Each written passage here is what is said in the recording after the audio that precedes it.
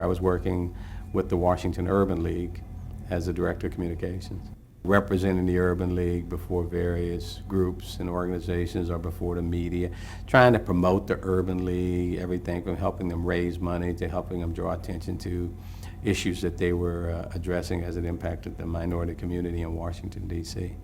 So I did that for about 8 or 9 months and decided I wanted to do something on Capitol Hill, and met someone else, and they told me about an opening in the office of the congressional delegate.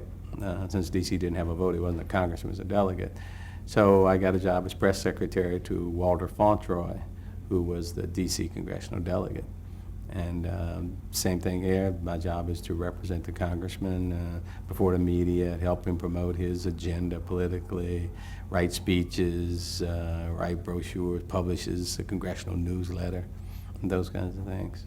You learn it on the go, you know, and I never considered myself a good writer, but I found out that you could overcompensate for that by being able to articulate to the press what your issues are, or to be able to find out what people want to hear in a statement and draft it in a way that it makes sense for them. And then also at that time, you know, I sort of had the ability to detect good, talented individuals who I could hire to sort of shore up areas where I felt I was weak. I somehow had this ability to identify talented people and motivate them to do what they wanted to do as well as what I needed to get done. And so when you put those two things together, they tend to work out pretty good.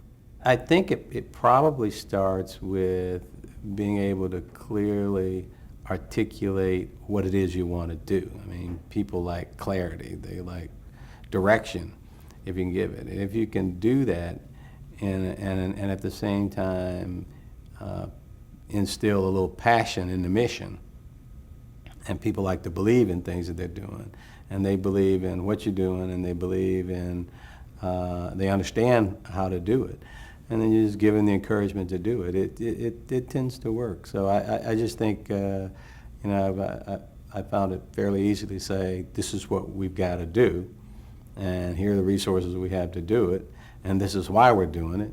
And if people buy into that and have the ability and you give them the support, in most cases you can attract some pretty good talent.